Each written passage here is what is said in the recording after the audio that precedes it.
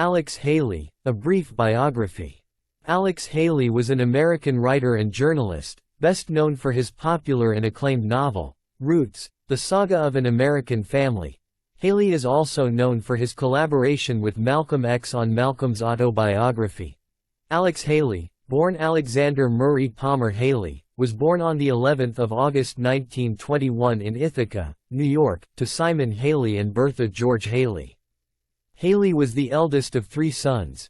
His father, Simon, was a professor of agriculture at Alabama A&M University.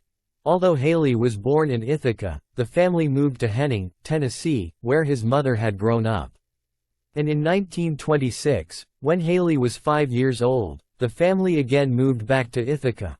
Haley was enrolled at Alcorn State University, a public historically black land-grant university in Mississippi. Just a year later, he left Alcorn State University for Elizabeth City State University, which was also a public historically black university in North Carolina. But Haley only spent a year at the college and dropped out the following year. His father thought he needed to cultivate some discipline in his life and convinced him to enlist in the military. On the 24th of May 1939, Alex Haley, aged 17, enlisted in the U.S. Coast Guard as a mess attendant, thereby marking the beginning of his 20-year career in the U.S. Coast Guard. He was later promoted to the rate of Petty Officer 3rd Class in the rating of Steward, which was one of the very few ratings open to African Americans at the time. It was during the Pacific War that Haley began writing stories. In fact, he became so popular for his writing skills among his peers that they often paid him to write love letters to their girlfriends. Life in the Coast Guard was not all that exciting and adventurous, and Haley would later remark that the biggest enemy he and his crew encountered during their long voyages was boredom and not the Japanese. In such an environment, Haley found writing to be the best distraction to keep him occupied, and he consciously began working on his craft. At the end of the Second World War, Haley petitioned the Coast Guard to transfer him to the field of journalism. His petition was granted, and by 1949 he became a petty officer 1st class in the rating of a journalist. Eventually, he became the chief petty officer, a rank he held until he retired from the Coast Guard in 1959. In recognition of his talents as a writer, the rating of chief journalist was solely created for him, thereby making him the first chief journalist in the Coast Guard. His services in the Coast Guard would earn him several awards and recognitions such as American Defense Service Medal, National Defense Service Medal, Coast Guard Good Conduct Medal, Coast Guard Expert Marksmanship Medal, United Nations Service Medal, and several others. In 1959, Alex Haley, aged 37, retired from the U.S. Coast Guard. His time in the Coast Guard had helped him to find the career he wished to pursue after the military, and he decided to become a journalist and a writer. Back from the military now, Haley's experience as a journalist in the Coast Guard helped him to get a position as senior editor for Reader's Digest magazine. In one of his articles for Reader's Digest, he wrote about his brother George's struggle to succeed as one of the first African American students at a law school in the South. But his time at Reader's Digest was short-lived, and he soon became a journalist for Playboy magazine, which was where he conducted his very first interview. Haley's interviews with prominent personalities became a regular and significant feature of the magazine. During the 1960s, Haley interviewed several famous and influential figures of the time such as Miles Davis, Muhammad Ali, Martin Luther King Jr., Malcolm X, Sammy Davis Jr., Quincy Jones, Jim Brown, George Lincoln Rockwell, Johnny Carson, Melvin Belly, etc. In these interviews, Haley brought out the candid and personal side of these personalities, prompting them to share their personal thoughts and opinions on important subject matters of the time such as racism. Miles Davis shared his thoughts and feelings about racism in America, and Muhammad Ali spoke about why he changed his name from Cassius Clay to Muhammad Ali. And his interview with Martin Luther King Jr. was the longest interview King ever granted to any publication.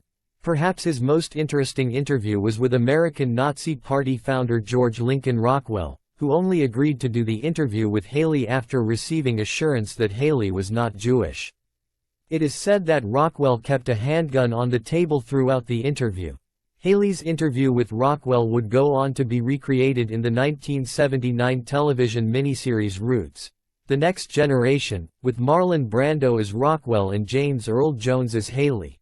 Alex Haley first met Malcolm X in 1959, when Haley was working for Reader's Digest and wrote an article on the Nation of Islam. Then the two met again when Haley interviewed Malcolm for Playboy in 1962. In 1963, Doubleday Publishing Company asked Haley to write a book on Malcolm's life. Haley approached Malcolm with the idea of an autobiography, which caught Malcolm by surprise. Uncertain of what to answer, Malcolm asked the leader of the Nation of Islam, Elijah Muhammad, for permission, and Elijah Muhammad agreed.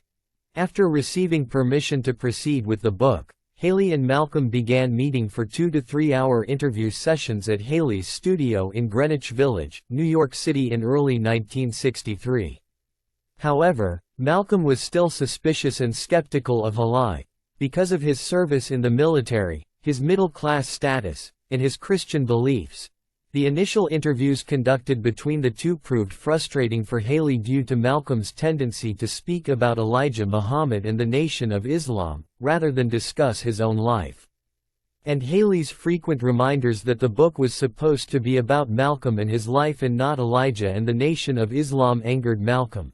This difficulty was finally overcome when, after several interviews, Haley asked Malcolm about his mother. This question shifted the focus of the interview and compelled Malcolm to recount his life story. The autobiography is based on more than 50 in-depth interviews conducted between 1963 and Malcolm's assassination in 1965. Although Haley came in as the ghostwriter, their collaboration was not all smooth and easy. The editing, revising, and composing of the book was a constant power struggle between Haley and Malcolm, with both sometimes having competing ideas about how the book should turn out. However, Haley would later admit that he deferred to Malcolm's specific choice of words and, in general, Malcolm controlled the overall language and composition of the book. But, on the other hand, Malcolm assented to Haley's literary choices and narrative style. The book is written like a spiritual conversion narrative that touches upon Malcolm's philosophy of black pride, Pan-Africanism, and black nationalism. And when Malcolm departed from the Nation of Islam during the period the book was being written, Haley convinced Malcolm to go with a suspense and drama style, rather than rewriting earlier chapters as a polemic against the Nation of Islam that Malcolm had rejected. Although Haley was only thought to be a ghostwriter who wrote the book verbatim as dictated by Malcolm, scholars now regard him as being more than just a ghostwriter. Haley was an essential collaborator who muted his authorial voice to give readers the impression that Malcolm was speaking directly to them. Perhaps it is better to refer to Haley as the co-author of the book, rather than just the ghostwriter. The autobiography was completed and published in October 1965, 9 months after Malcolm was assassinated. The book was well received by critics and readers alike and became an instant bestseller, going on to sell millions of copies. Upon its publication, the New York Times called it a brilliant, painful, and important book. In 1967, historian John William Ward predicted that the book would go on to become a classic among American autobiographies. And in 1998, Time declared it one of the most influential nonfiction books of the 20th century and required reading. Malcolm's autobiography has gone on to influence subsequent generations of readers since its publication, becoming one of the most widely read and influential books among young people of all racial backgrounds during the mid to late 1960s. The massive literary and cultural impact of the book is credited to have had an impact on the development of the Black art movement as well. Malcolm's autobiography was the first book Alex Haley worked on and published. The tremendous success of the book established Haley as a reputable writer, even though the full extent of his contribution to the book was not known yet. In 1973, he wrote his first and only screenplay titled Super Flight TNT, directed by and starring Ron O'Neal. Simultaneously, Haley was also working on a novel based on his family's history going back to the kidnapping of his ancestor from West Africa to be sold into slavery. The novel narrates the story of Kunta Kinte, who was kidnapped in the Gambia in 1767 at the age of 17, chained, and transported to the province of Maryland in America to be sold as a slave. From then on, the novel follows Kinte's life and the lives of his descendants in America down to Haley himself. The research involved in writing the novel was extensive, time-consuming, and complex. Haley went to great lengths to gain as much accurate information as possible regarding his family history. The research for the novel was done over a period of 12 years, with Haley traveling to his ancestral village of Juffer in the Gambia where Kunta Kinte grew up, and listening to a tribal historian, known as a griot, narrate the story of Kinte's capture. Haley also traced the records of the ship, Lord Ligonier, which carried his ancestor to Annapolis in Maryland, America. Haley even visited and stood at the site in Annapolis, where his ancestor arrived in chains 200 years before. Haley would later describe this moment as the most emotional moment of his life. Upon its publication in 1976, the novel became an instant critical and commercial success. Although Haley described the book as a work of fiction, the book was often categorized and sold as a nonfiction work. The novel debuted at number 5 on the New York Times bestseller list, quickly rising to the number 1 spot where it spent 22 weeks. The novel spent a total of 46 weeks on the New York Times bestseller list. In January 1977, the television adaptation of the novel was aired to a great response, attracting over 130 million viewers across America. The success of the television series further helped to increase book sales. Within the first 7 months of its release, the novel sold over 15 million hardcover copies. The massive success of the novel and the popularity of the television series caused a cultural sensation in America and generated interest in African American genealogy and an appreciation for African American history. In 1977, Alex Haley won a special Pulitzer Prize for the novel, and the television series also received several awards. The last 7 chapters of the novel were also adapted into a television miniseries titled Roots: The Next Generation in 1979. Roots was a cultural and publishing sensation in America, shooting Haley up to literary superstardom almost immediately. The novel would go on to influence subsequent generations of writers and is regarded as one of the most important literary works in African American and American literature. Although Haley's novel was a massive success on all fronts, it also received a lot of criticism and attracted a lot of controversies, mainly regarding the accuracy of its genealogy and plagiarism. Haley's research and the details relating to genealogy in the book have been disputed and criticized by genealogists over the years. His sources have also been questioned, with scholars coming to the conclusion that none of the written records in North Carolina and Virginia concur with the novel's story until after the Civil War, thereby indicating that most likely Haley's true genealogy differed from the one described in the novel. Even the griot whom Haley had spoken to in the Gambia was believed to not have been a real griot. Alex Haley also faced 2 lawsuits, one for copyright infringement and the other for plagiarism. The lawsuits were brought on by 2 different writers, Harold Corlander and Margaret Walker. However, Walker's suit was dismissed while Corlander's suit was successful.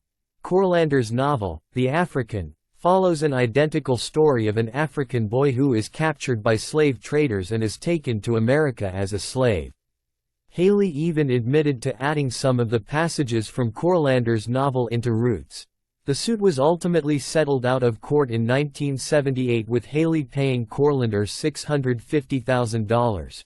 Post the publication and success of his first novel, Alex Haley began working on a second historical novel, which was based on another branch of his family traced through his grandmother, Queen, who was the daughter of a white master and his black slave woman.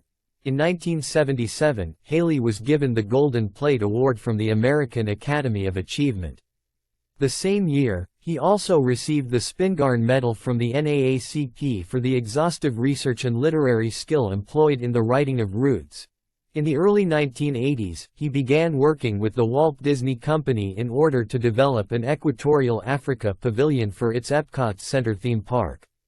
However, although the plan and concept of the pavilion were prepared, the pavilion was never built due to financial and political reasons. Haley was also involved in creating the television drama series Palmerstown, USA in the early 1980s. In the last years of his life, Haley lived on his small farm in Clinton, Tennessee. On 10 February 1992, Alex Haley, aged 70, died of a heart attack in Seattle, Washington, leaving his second novel unfinished. He was interred beside his childhood home in Henning, Tennessee.